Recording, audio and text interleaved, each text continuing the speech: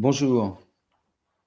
Alors voilà le pourquoi. Donc on est dans la dernière partie de ce forum et donc le pourquoi et le comment de l'annonce aux personnes musulmanes et pourquoi particulièrement effectivement aux personnes musulmanes. Déjà, merci d'être là, d'avoir de l'intérêt pour, pour la mission, pour ce qui est dit aujourd'hui, mais sachant que on vient faire un constat, mais on va essayer d'aller plus loin et ça sera surtout maintenant et dans tout ce qui était dit, mais là, c'est vraiment aussi pour porter sur une action concrète. Pas simplement être sur des mots, des paroles, mais aller sur des actes comme Jésus. C'est-à-dire Jésus ne fait pas simplement d'annoncer le salut, mais il le réalise même dans sa chair, et puis nous l'annonce. Nous, il nous faut aussi, à la suite du Christ, annoncer. Et on ne va pas retourner trop sur les pourquoi, parce que ça nous paraît évident, mais je vais simplement prendre, voilà, dans Saint Matthieu, au chapitre 5. En fin de compte, ça nous donne aussi ce qu'est le chrétien. Donc au chapitre 5, verset 13, « Vous êtes le sel de la terre, mais si le sel devient fade, comment lui rendre de la saveur? Il ne vaut plus rien, on le jette dehors, il est piétiné par les gens. Vous êtes la lumière du monde. Une ville située sur une montagne ne peut être cachée. Et l'on n'allume pas une lampe pour la mettre sous le boisseau, on la met sur le lampadaire, et elle brille pour tous ceux qui sont dans la maison. De même, que votre lumière brille devant les hommes, alors, voyant ce que vous faites de bien, ils rendront gloire à votre Père qui est aux cieux. » Voilà, déjà, on est dans l'ordre du témoignage, évidemment, mais le témoignage passe aussi par une parole. Et ça a été dit au début de ce forum par le Père, mais on n'est pas là pour fuir, mais pour prendre nos responsabilités. Alors on parle, vous avez vu que la conversion est possible à travers le témoignage de Fabien, une conversion alors que apparemment tout était tracé pour lui. Eh bien Dieu vient se manifester à travers son intelligence, à travers son discernement. Eh bien l'Esprit Saint a agi. Donc c'est aussi ça l'annonce, et on va vous dire les comment, et c'est exactement en fin de compte dans cette direction qu'on va aller, c'est-à-dire solliciter la réflexion chez toute personne, mais particulièrement chez les personnes musulmanes. Mais juste avant, une petite précision par rapport à la conversion. La conversion est possible. Et souvent on dit, ah oui, Dieu seul convertit. Eh bien ça, c'est très, très dangereux de dire ça, parce que si Dieu convertissait, eh bien tout le monde serait chrétien, tout le monde croirait à la Sainte Trinité, et tout le monde irait à la messe, tout le monde se confesserait, etc., etc. Donc c'est pas Dieu qui convertit. Dieu donne effectivement les grâces. Il est l'auteur de la conversion, il donne les grâces. Nous, justement, par rapport à l'annonce, on va être ceux qui donneront les raisons de la conversion, les raisons de se tourner vers le Christ. Mais le seul responsable de la conversion, le véritable auteur, eh bien, c'est celui qui va choisir le Christ. Vous savez, on se retrouve parfois dans la rue ou même en dehors de la rue, ça peut être au travail avec un collègue qui est musulman, on lui parle du Christ, etc. Il dit, mais c'est quoi ton but? Tu veux me convertir? Ça arrive assez souvent, effectivement. Et c'est quoi ton but? C'est de te faire découvrir le Christ, de te faire découvrir le chemin qui conduit à Dieu. Moi, j'aimerais bien te convertir, parce que tu me dis, est-ce que tu veux me convertir? Mais j'aimerais bien, mais je peux pas. C'est pas de mon ressort. Moi, je suis tout petit, je suis un pauvre du Seigneur. Je suis simplement, en fin de compte, celui qui te transmet, celui qui m'a, pour moi-même, déjà converti, qui m'a donné la vie, mais j'ai aussi fait une conversion. Moi, je me suis converti au Christ. Eh bien, aujourd'hui, tu peux aussi le choisir, te tourner vers celui qui donne le salut, celui qui a vaincu la mort. Il est le seul, et donc il faut s'appuyer sur lui. Donc, c'est toi qui dois avoir ce choix. cette possibilité, mais pour l'avoir, il faut te dire qui est le Christ, te dire qu'il est le Sauveur, Jésus, Yeshua. Et donc, à partir de là, tu seras dans une première liberté, celle de la liberté de choix. Tu ne peux pas choisir si tu ne connais pas la voie du salut. Et donc, je te l'annonce. Après, c'est de l'ordre de ta responsabilité personnelle. Et en fin de compte, c'est très beau de dire ça simplement parce que on met la personne dans cette dignité, eh bien, de la personne. Voilà. Elle peut se redresser parce qu'elle va faire des choix. Et on sait combien dans l'islam, eh bien, on fait pas de choix, et puis on se pose pas de questions. On est né dans l'islam et on va mourir dans l'islam. Eh bien, nous, on va lui dire, eh bien non, tu es né dans l'islam. Mais de la façon que tu vas mourir, sache que c'est de ta responsabilité. Et devant Dieu, d'ailleurs, dans le jugement, il te posera justement cette question, mais pourquoi m'as-tu pas cherché plus que cela? Pourquoi ne m'as-tu pas aimé plus que cela? Il dira, ah ben je savais pas, moi j'étais musulman, je savais pas que tu étais le fils de Dieu. Il dira, mais pourquoi tu m'as pas cherché en vérité? Et ça, on sera seul responsable, c'est-à-dire que, eh bien, il n'y aura pas notre maman qui sera là, il n'y a pas notre grand frère qui sera là, on sera seul devant Dieu. Mais c'est beau en même temps parce que cette responsabilité nous permet de faire ce choix libre, effectivement, c'est-à-dire qu'aujourd'hui, eh bien, on peut choisir son chemin. Alors ça, c'est important de voir que donner à la personne cette possibilité de trouver la vérité, elle est possible. Bien sûr que c'est Dieu qui nous la donne, mais c'est nous qui la demandons. Et si on ne le demande pas, eh bien, on ne l'aura pas parce que Dieu se cache et veut pas s'imposer. Il se propose. Il attend qu'on ouvre notre cœur. Et c'est ça qu'on peut lui dire. Eh bien, simplement, eh bien, de chercher la vérité et de savoir aussi demander à Dieu. On n'est pas habitué dans l'islam, demander à Dieu cette possibilité, eh bien, d'aller dans le droit chemin. Effectivement, dans l'islam, on dit toujours, garde-moi dans le droit chemin. C'est d'ailleurs la 5e prière le soir. On dit, garde-moi dans le droit chemin. On ne dit pas, montre-moi. Et c'est ça la grande différence. C'est que là, on est dans la souplesse et sachant que tout repose sur Dieu et qu'il doit nous conduire, se laisser conduire par Dieu. Après, voilà, dans les raisons. La première raison de l'annonce, de la mission, pourquoi il faut être missionnaire? La première question, elle en revient à nous. Il faut se regarder dans la glace quelque part et se dire, est-ce que j'aime vraiment Dieu? Est-ce que j'aime vraiment mon prochain et tout homme qui est sur cette terre? Est-ce que j'aime vraiment? Et ça rejoint le psaume, amour et vérité se rencontrent.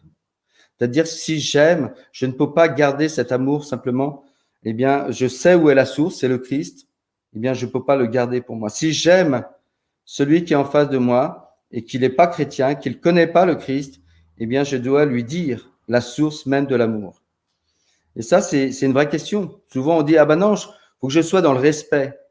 Faut que je sois, je le respecte en tant que musulman, faut que je le laisse dans ce qu'il est, etc. Mais le respect n'est pas de l'amour.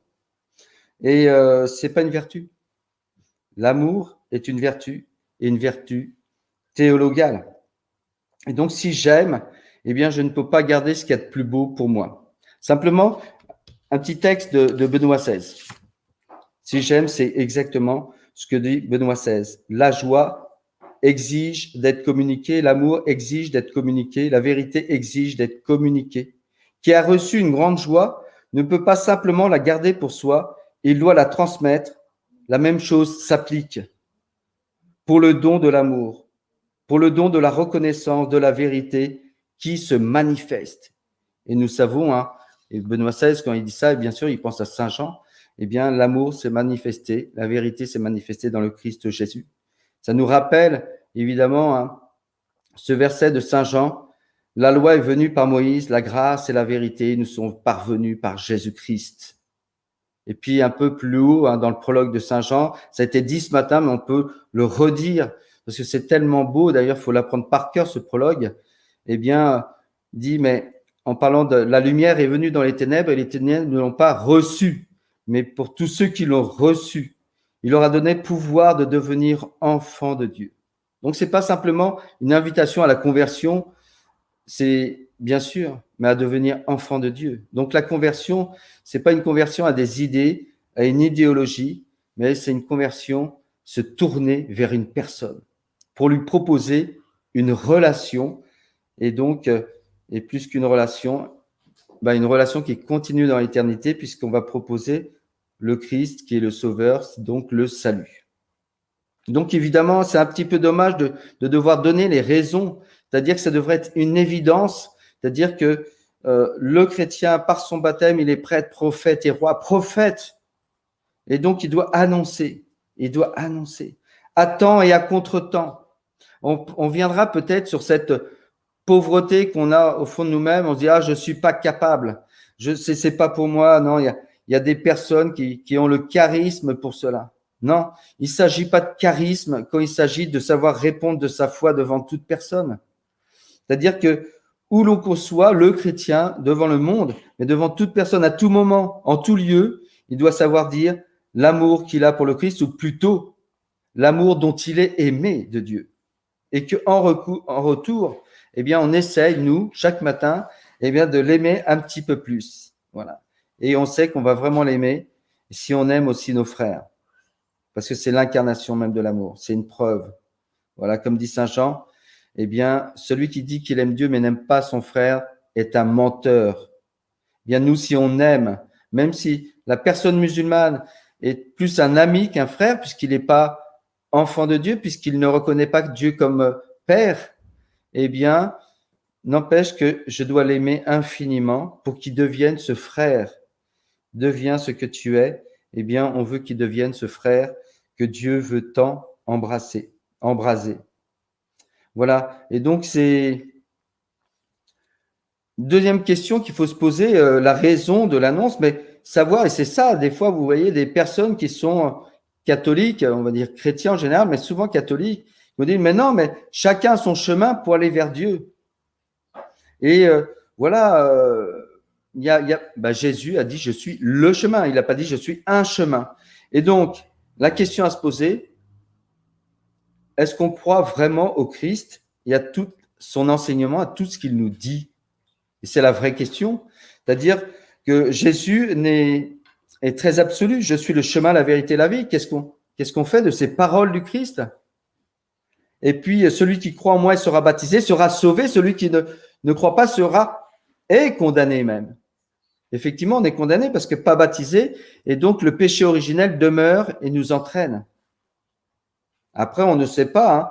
Effectivement, il peut y avoir comme on appelle, une ignorance invincible. Donc, personne n'est condamné à l'enfer.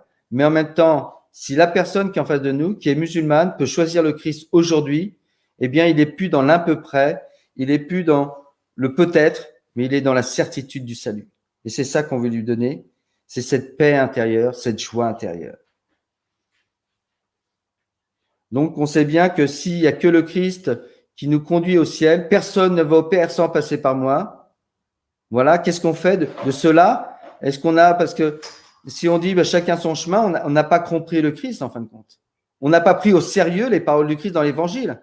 On est en train de fouler aux pieds tout ce que nous dit le Christ quand il nous dit « Allez jusqu'aux extrémités de la terre ». Donc, attention à ce qu'on dit quand on dit « Ah bah oui, mais de toute façon, chacun son chemin, etc. » Non, Jésus, il y a l'exigence de l'Évangile. Il est avant tout pour nous. Et il est très, très, évidemment, hein, l'Évangile, il est pour tous. Jésus est venu d'une manière universelle, pas pour sauver quelques personnes, mais une fois élevé de terre, j'attirerai à moi tous les hommes, nous dit le Christ. Donc, personne ne fait exception.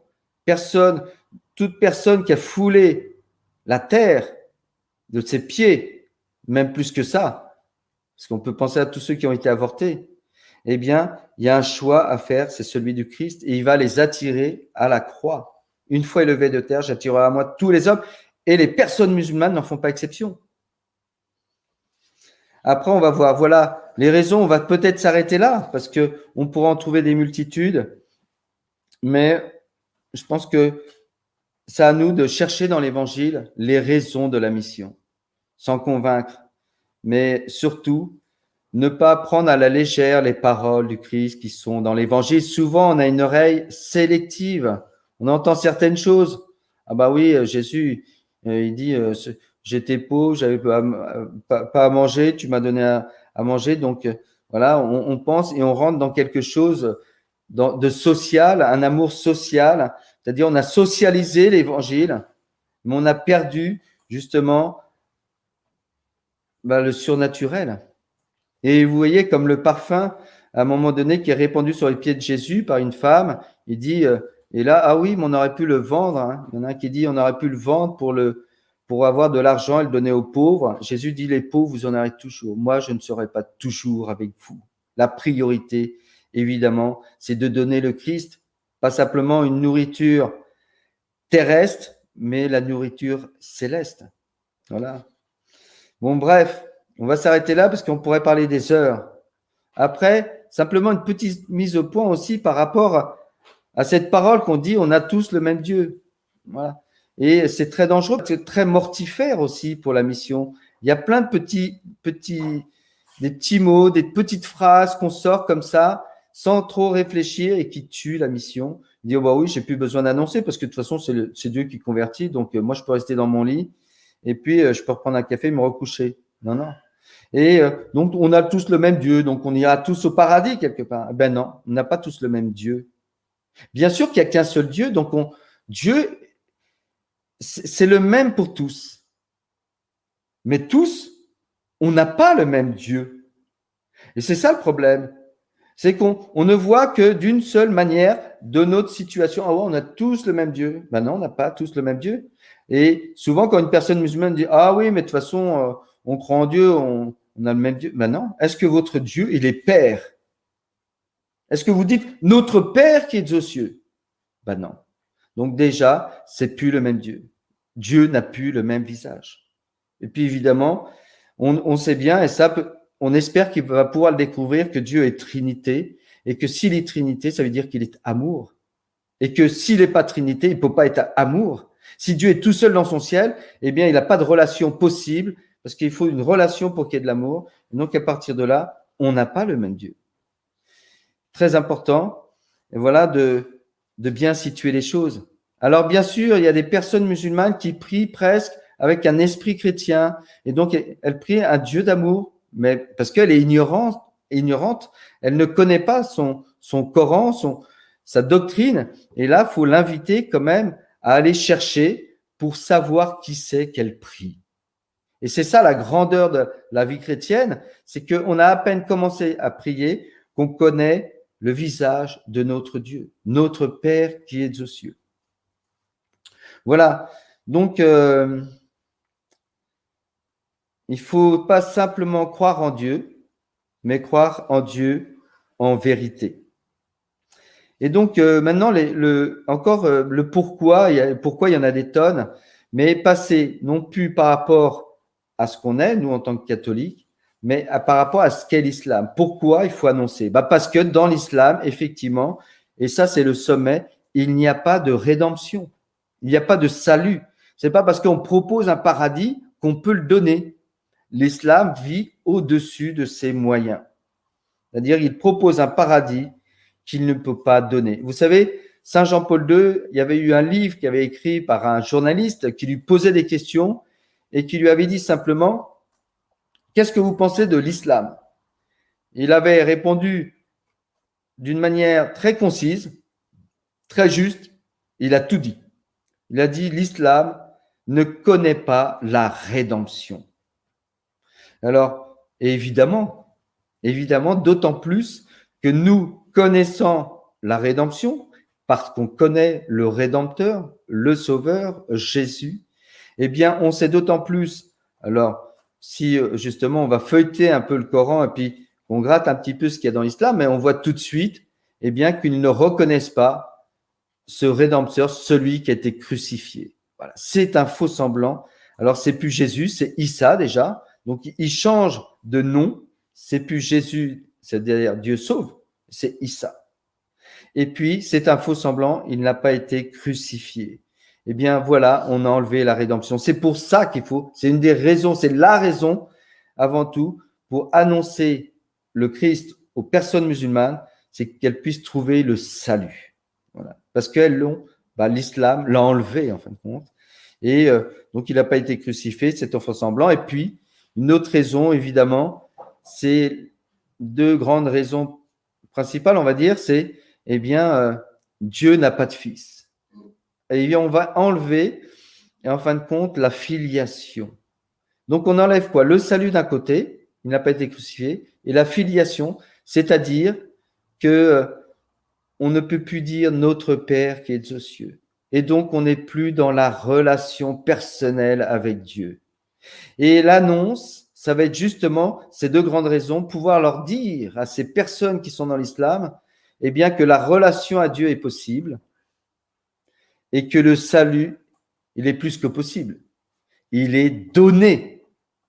C'est-à-dire que Jésus ne peut pas de conditions.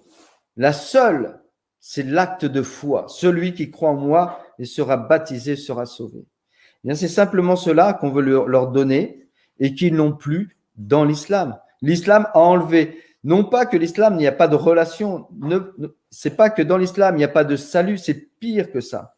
L'islam empêche la relation puisque Dieu est tellement transcendant, eh bien qu'il ne permet pas la relation. Il dit c'est pas possible. Voilà. Dieu est trop loin et tu peux pas avoir une relation à Dieu. Et d'ailleurs, quand on est avec une personne musulmane, ça peut arriver, ça arrive très rarement, hein, mais c'est m'arrivé une fois et je m'en rappelle encore tellement c'était fort. C'est que j'ai posé la question à une personne, mais quelle est votre relation à Dieu? Et la femme, elle a dit, elle a crié, hein, elle a dit, c'est n'importe quoi ce que vous dites, c'est un blasphème, c'est pas possible de. Effectivement, pourquoi? Parce que la relation, ça veut dire que Dieu se met comme un vis-à-vis en face de nous.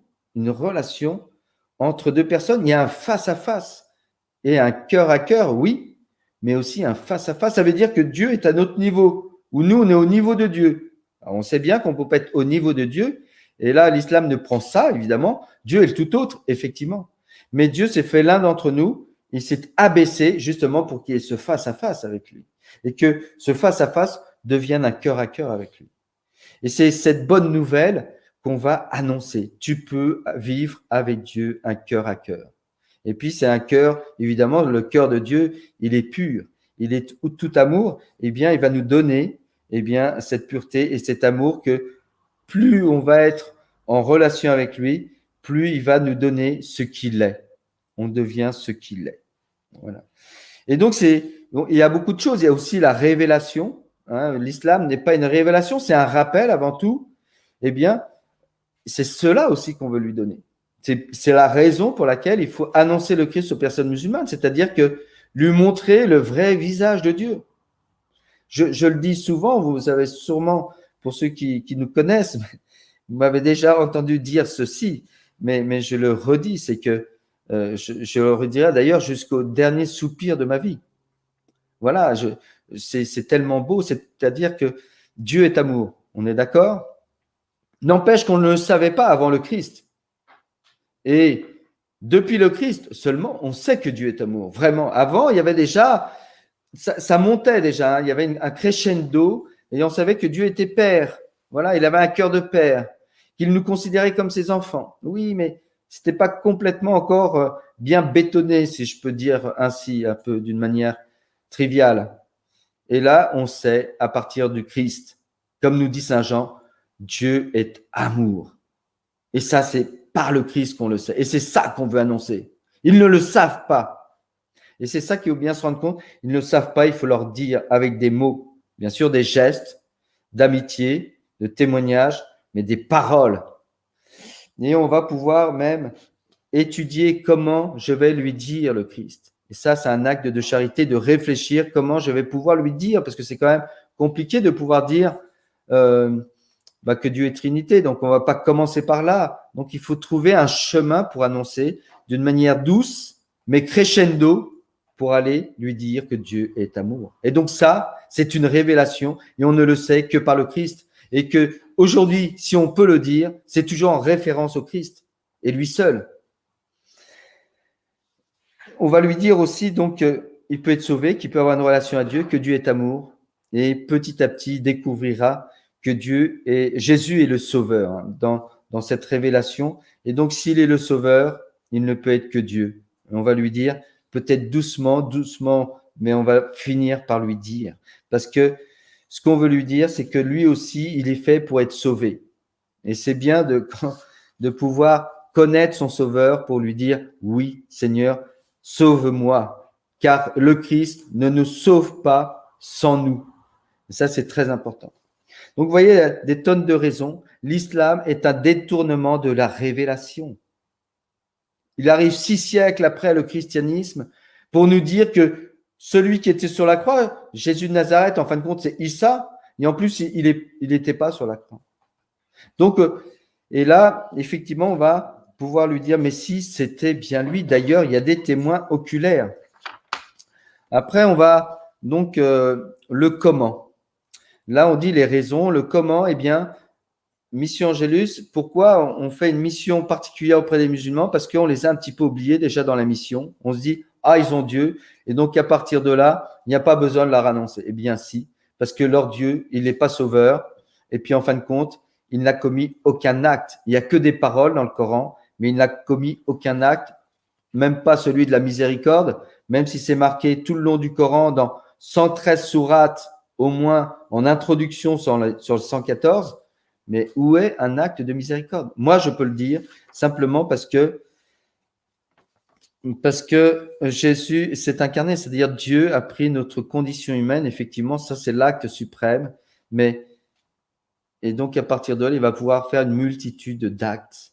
Dieu nous rejoint dans notre humanité et il vient nous sauver. Voilà, donc on va partir dans le comment. Comment, effectivement, lui dire tout ça? Eh bien, on va partir sur des questions. C'est la question. Voyez. Et vous connaissez saint Thomas d'Aquin. Eh bien, il a passé sa vie à poser des questions et en fin de compte, en posant ces questions, eh bien, il n'est pas parti du christianisme, mais il s'est enraciné en Dieu à tel point que c'est devenu un saint. Donc, la question est bonne. La question permet la réflexion. Et c'est pour mieux connaître Dieu pour mieux l'aimer. Et on l'aime aussi avec notre intelligence, évidemment. Donc, si je pose des questions, je suis aussi dans la charité. C'est une question en 3 parties.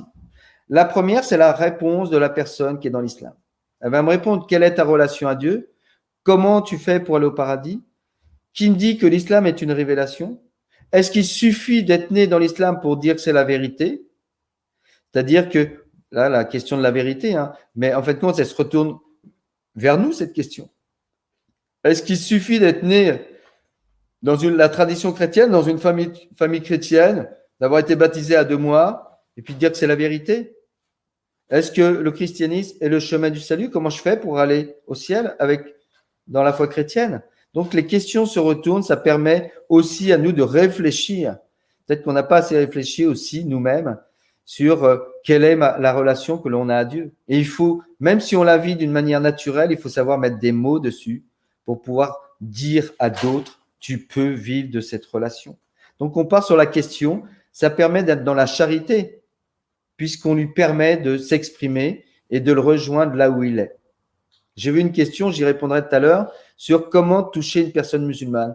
Eh bien, la première façon de la toucher, c'est de lui poser une question simplement pour qu'il se sente concerné, qu'il se sente le centre de pourquoi on est là. Et c'est très sincère, hein, on ne fait pas un sketch. C'est véritablement, je veux parler à son cœur. Je ne fais pas semblant. Comme ça a été dit ce matin, mais je le redis, la première démarche de l'annonce de la mission, c'est d'avoir l'attitude du Christ. Comme dit saint Paul, ayez les sentiments du Christ Jésus. Et puis, en même temps, comme dit l'évangéliste, en regardant Jésus, lui aussi, il dira, en parlant de Jésus qui veut parler au jeune homme riche dans l'évangile, il le regarda, il l'aima et lui dit. Donc, il faut regarder la personne, c'est-à-dire la prendre, la considérer. Ensuite, il faut l'aimer et ensuite, on peut tout dire. Et même, on peut dire des choses qui sont difficiles parce qu'on est dans l'amour, on n'est pas dans l'affective, on n'est pas on n'est pas dans l'agressivité. On peut dire les choses avec fermeté. Et la fermeté ne s'oppose pas à la douceur et la douceur ne s'oppose jamais à la fermeté. Voilà. Et c'est d'ailleurs, si on veut bien comprendre ça, eh bien, il faut vivre à l'école de la Sainte Vierge. Hein, c'est un gant de velours, la Sainte Vierge, dans une main de fer dans un gant de velours. Eh bien, nous, c'est un peu ça. La mission, c'est qu'il faut tenir ce pourquoi on est là. On veut lui dire le Christ. Donc, on va le laisser parler sur la relation à Dieu, par exemple. Et ensuite, on va lui donner notre réponse chrétienne. On va dire, tu sais, pour moi, voilà ce que c'est que la relation à Dieu. Deuxième partie de la question, c'est la réponse chrétienne. Et vous voyez, la charnière, c'est dire, tu sais, pour moi, en tant que chrétien, voilà. En tant que chrétien, c'est-à-dire que, et à chaque fois, je vais mettre des paroles du Christ dans ma bouche. C'est-à-dire que je vais partir de l'évangile. Je ne veux pas dire simplement, je pourrais, mais il est très secondaire de donner un témoignage personnel. Tu sais, moi, j'ai rencontré Jésus. Ça peut être bien, mais c'est très, très secondaire. Et ça ne sera pas bon pour une personne musulmane parce qu'elle aussi, elle a son témoignage. Nous avons vu Fabien tout à l'heure. C'est du béton armé, tout ce qu'il vit. D'ailleurs, il n'y a pas il n'y a pas, il y a pas 10%, même pas, il y a peut-être 1% de chrétiens qui vivent ça. C'est-à-dire cette exigence qu'il avait dans l'islam, eh bien, là, un vrai témoignage. Donc, c'est pas le témoignage qu'il nous faut donner. Ça sera pas pertinent pour une personne musulmane. Par contre, on va dire des paroles du Christ. Dire, voilà, Jésus, comment, il nous dit, quand vous voulez prier, dites notre Père qui est aux cieux. Et plus loin, il dit, quand vous voulez prier, retirez-vous dans votre chambre et priez le Père qui est là dans le secret. Et donc, c'est un cœur à cœur. Est-ce que tu as ça, toi, dans l'islam? Oui. Chaque fois qu'on va dire une affirmation, donc c'est à nous de parler, on va dire une affirmation, on dit, est-ce que tu as ça dans l'islam? Un Dieu qui est Père. Souvent, il y a un silence, et le silence n'est pas mauvais. On a du mal à être silencieux, même quand on est dans un dialogue. Et bien, dans un dialogue, il peut y avoir des silences qui peuvent durer. Un silence de 10 secondes, ça peut être très long. Mais ça va être l'occasion pour lui peut-être de faire une introspection et d'avoir une réflexion intérieure qu'il n'a jamais fait de toute sa vie. Parce que personne lui a dit les mots que je viens de prononcer. Et ces mots que je viens de prononcer, c'est parce que je suis chrétien. J'ai des paroles et c'est ça. On est toujours en train de se sous-estimer, on dit « Oh, je suis pas capable, je suis trop pauvre, je suis trop… » Alors qu'on a les paroles de la vie éternelle à la suite du Christ, bien sûr, par la grâce, n'empêche qu'on les a. Il ne faut pas les taire. On a la parole de la vie éternelle, il ne faut pas taire ces paroles. Donc, on va lui dire, voilà aussi pour le salut, eh bien, tu sais, pour moi, en tant que chrétien, je suis sûr d'être sauvé. C'est-à-dire, il n'y a que le chrétien qui peut être sûr de son salut. Bien sûr, il y a des chrétiens qui peuvent aller en enfer. Mais parce qu'ils vont s'écarter de ce qu'il leur est donné. Mais le chrétien, c'est le seul qui s'appuie sur celui qui a vaincu la mort. Qui a vaincu la mort pour toi dans l'islam? Voyons, on repart sur encore une question. Et donc, à partir de là, je vais lui donner une réponse chrétienne. Je vais lui donner une réponse qui est bien plus grande que la sienne. Parce que, évidemment, je ne suis pas plus grand que lui. Je ne suis pas plus grand que lui. Je ne suis pas plus que lui. Mais j'ai plus que lui. J'ai le Christ. Lui, il ne l'a pas aujourd'hui. Et puis, la troisième partie. Après, lui va dire, as-tu ça dans l'islam? Évidemment, un vide. Un vide. L'islam ne donnera pas le salut, ne donnera pas la relation à Dieu, ne donnera pas la révélation. Voilà. Qui m'a vu a vu le Père, nous dit Jésus. La révélation. On connaît Dieu à travers le Christ. Puis c'est lui qui nous dit qu'il est envoyé du Père et qui nous envoie l'Esprit Saint. Quoi de plus? Troisième partie de la question, c'est l'annonce. C'est-à-dire, il suffit pas de dire notre foi, il faut lui dire que ce qu'on vit aujourd'hui, non pas par un témoignage personnel, mais par rapport à ce que nous dit le Christ, l'invitation de Christ, lui dire c'est aussi pour toi. Tu peux avoir une relation à Dieu aujourd'hui. C'est possible. Tu peux avoir une intimité avec Dieu, vivre un cœur à cœur avec Dieu. Une seule condition, choisir le Christ Jésus. Choisir le Christ, choisir le Messie, Jésus. Voilà. Tu peux être sûr du salut, mais il faut choisir celui qui a vaincu la mort. On ne va pas chercher autre part. D'ailleurs, Jésus nous dit avec la Samaritaine, celui qui boit de l'eau que je lui donnerai n'aura plus jamais soif. C'est-à-dire, effectivement, c'est un constat. Une fois qu'on a rencontré Jésus, on ne va pas chercher autre part. Et donc, on va dire, c'est aussi pour toi. Tu vas avoir une relation, c'est aussi pour toi. Tu veux connaître Dieu, le vrai visage de Dieu? Eh bien, une seule condition, choisis le Christ. Donc, vous voyez ces trois parties. L'écoute, c'est la charité. La parole que je prononce, voilà, je lui dis comment est la relation à Dieu, comment je peux être dans le salut. Bien sûr, je peux m'écarter, comme j'ai dit, du salut, mais si je reste dans le Christ, je suis sauvé. Et donc ça, c'est la foi. Après la charité, j'ai la foi. Et puis la troisième partie, c'est l'annonce. Eh bien, c'est l'espérance. Vous avez les trois vertus théologales dans cette question-réponse qu'on va faire. Foi, charité, foi et espérance. On va lui dire une parole d'espérance. Tu te rends compte? Tu peux aujourd'hui connaître le salut. Et enfin, c'est là l'acte de charité suprême. Pourquoi? Parce qu'on ne va pas simplement l'aimer, mais on va lui donner la source de l'amour qui va lui permettre à lui aussi de se laisser aimer de Dieu. Parce que pour savoir se laisser aimer de Dieu, il faut connaître que Dieu est amour. Donc, il va pouvoir se laisser aimer de Dieu. Et ça, eh bien, ça met une paix infinie, évidemment. Et en lui, en retour, il va pouvoir aimer petitement, mais réellement, parce que la grâce va pouvoir petit à petit, eh bien, être dans sa vie par le baptême. Et puis ensuite, c'est un long cheminement. Donc, la question, pour toucher les personnes, juste, je ne sais pas combien je reste de temps, mais je continue. Si, j'ai encore 5 minutes là, avant les questions. Et donc, la grande question, évidemment, que je vais lui poser, je ne l'ai pas dit, mais pour toi, qui est Jésus? Évidemment, il y a un quiproquo, puisque dans l'islam, il s'appelle Issa. Mais il comprend que c'est celui qui est né de la Vierge. Et donc, c'est la question des questions. Le sommet de la question, c'est le salut.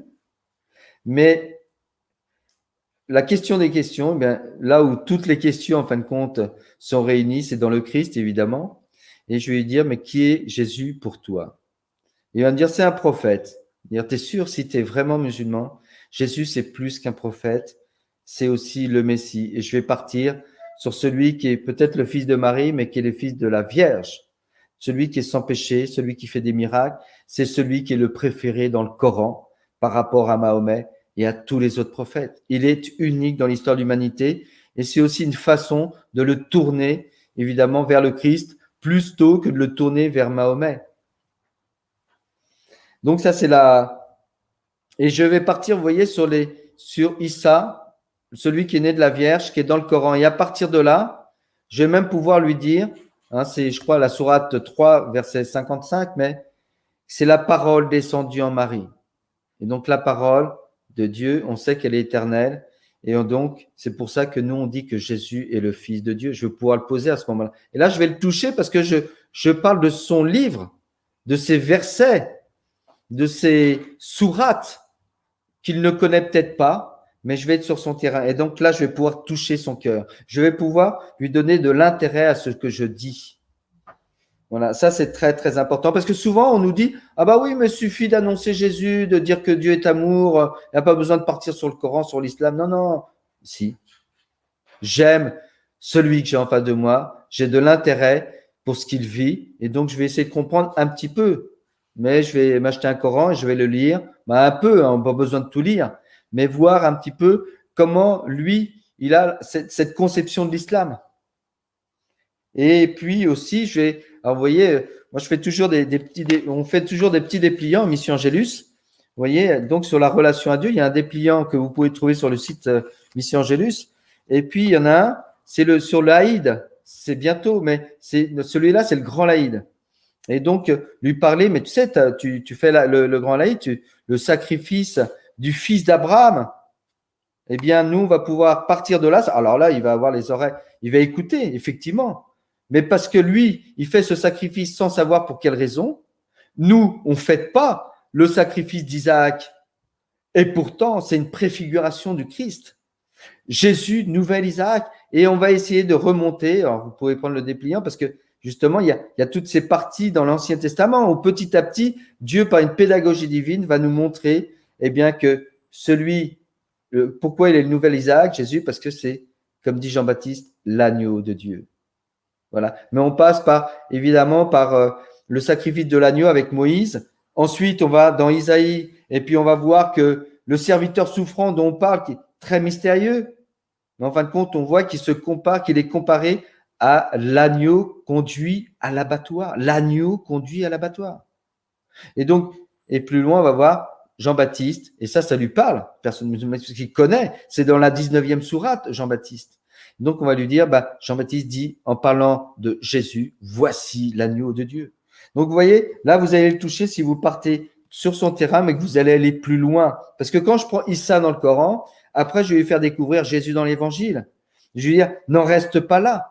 Si tu veux vraiment découvrir, eh bien, Jésus, il faut lire l'Évangile, et donc il faut lui faire cette proposition de le lire. Il faut lui offrir un évangile. Et on va le toucher aussi par un troisième point, c'est aussi notre attitude. Souvent, les catholiques, vous savez, ils tournent toujours autour du pot, ils ne veulent pas blesser, ils ne veulent pas froisser, ils ne veulent pas plein de choses. Mais en fin de compte, on se limite dans notre action, on ne se permet pas, il faut se permettre. Ça s'appelle l'audace. Et savoir lui dire, non, tu n'auras pas le salut, tu ne seras pas sauvé avec l'islam, et Mahomet, il est mort, il est bien mort. On n'ose pas le dire, mais parfois, il faut savoir le dire. C'est-à-dire que vous allez faire comme une exhortation, mais voilà, c'est exhorter, faire sortir de lui, eh bien, ce qui ne correspond pas à Dieu, pour lui donner le vrai sauveur. Et donc, votre attitude, c'est important. C'est-à-dire que si vous dites, ah oui, mais je pense que non, c'est fini. Il veut quelqu'un qui soit en face de lui, qui soit sûr de là où il marche. Et d'ailleurs, le chrétien devrait être celui qui est le plus sûr du monde par rapport à son Dieu, puisque c'est le vrai Dieu. C'est celui qui sauve. Donc, c'est celui qui est le plus fort que la mort, qui a vaincu la mort. Donc, de quoi avons-nous peur? Et donc, cette attitude de croire qu'il faut être gentil, eh bien, ça n'attirera pas la personne qui est en face de nous, ça ne va pas le toucher, au contraire, ça va le dégoûter. Et puis, celui qui croit que simplement par des actions, il va témoigner, mais sans trop dire de paroles, mais voilà, celui qui est en face, il sait qu'il est chrétien, mais sans plus, eh bien, il ne comprendra pas. Si on veut toucher une personne musulmane, il faut être quelqu'un d'entier dans sa foi. C'est-à-dire pas croire à 99%, mais croire bien à 100%. Que notre foi, elle soit sans aucun doute. La seule différence avec les personnes musulmanes, c'est que nous, on peut être pleinement dans la foi sans aucun doute et se poser toutes les questions du monde. C'est extraordinaire. C'est-à-dire que Dieu, eh bien, nous laisse, on a le droit de dire, mais non, mais je comprends pas là, Jésus. Mais c'est pas pour ça qu'on doute. Et au contraire, si on dit qu'on ne comprend pas, c'est pour que Jésus nous, par l'Esprit Saint, nous explique, nous éclaircit, ou par l'enseignement de son Église, bien sûr, en premier, par le magistère, par les dogmes, par tout ce que l'Église nous enseigne, eh bien, on va chercher pour mieux comprendre, pour mieux aimer.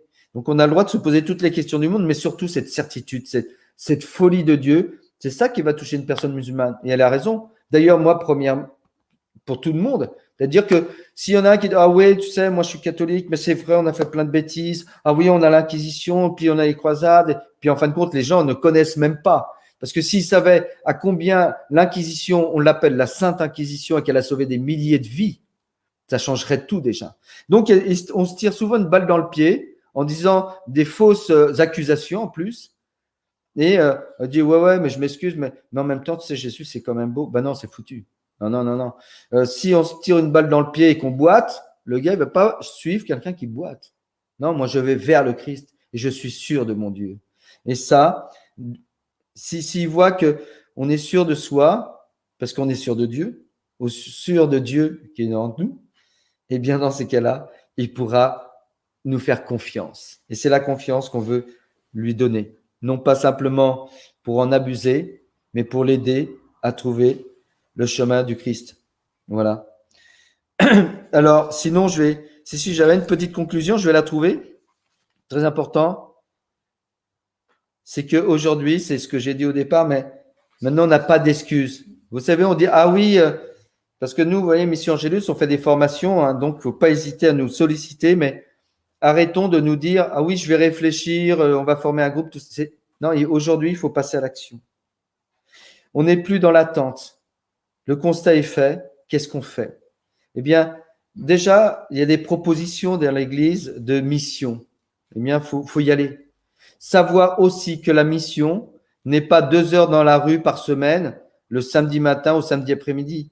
La mission, c'est pas simplement un moment, mais c'est notre vie, c'est notre nature de baptiser que d'être missionnaire, parce que c'est la nature même de l'Église.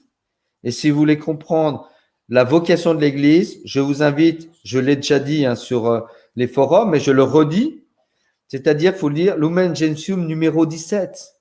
L'Église se doit d'annoncer à tous ceux qui l'entendent le Christ et de les arracher à l'esclavage de l'erreur. C'est fort. Hein. Moi, je dirais ça, et je dirais pas la référence que c'est l'Église. On me prendrait pour un fou, quoi. On me dirait, mais t'es intolérant. Non, les arracher à l'esclavage de l'erreur. Ils sont dans l'erreur. Ils sont esclaves de ça. Il faut les arracher. Donc, vous voyez, faut être doux, mais ferme. Faire avec d'une manière paisible, mais avec certitude. Voilà. Bon, bref, aujourd'hui, il faut mener une action. Aller acheter quelques évangiles déjà et demander au Christ de vous conduire vers des personnes musulmanes pour simplement leur dire, tu sais, j'ai un trésor à te donner. Je ne sais pas comment te le donner mais je vais te donner un évangile pour que tu puisses découvrir le Christ. Vous verrez bien après les réactions, mais ça va tout de suite emmener un débat. La personne, elle va pas couper court obligatoirement. Elle va dire, bah non, mais attends, j'y crois pas. De toute façon, elle n'a même pas été crucifiée. Eh bien, si vous avez du mal à répondre, eh bien, sollicitez-nous pour les formations. Allez sur le site Mission Angélus et là, vous aurez la possibilité. Savoir que c'est maintenant. Il faut pas attendre. Arrêtons de réfléchir. Ça va nous tuer la réflexion. Ah oui, on va voir, on va réfléchir, on s'organise. Non, stop. Prenons une date rapidement.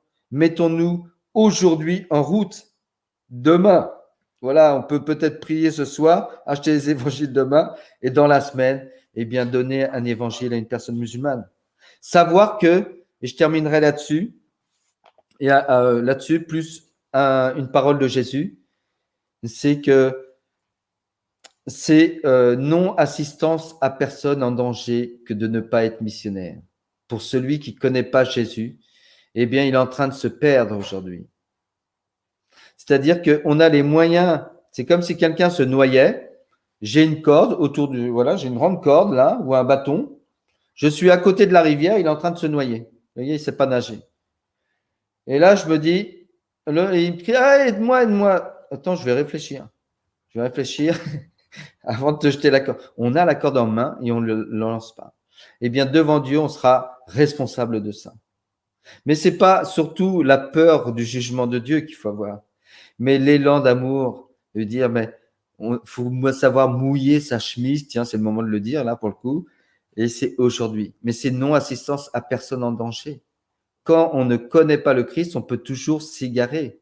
Il est beaucoup plus facile de s'égarer quand on ne le connaît pas. Quand on connaît le chemin de l'amour, ben voilà, on peut y aller d'un pied ferme, voyez. Et donc, voilà. Et je dirais simplement, ne pas se sous-estimer. Arrêtons avec, faut pas surestimer, d'accord, ça on le sait, mais pas se sous-estimer, je suis un pauvre, je sais pas faire.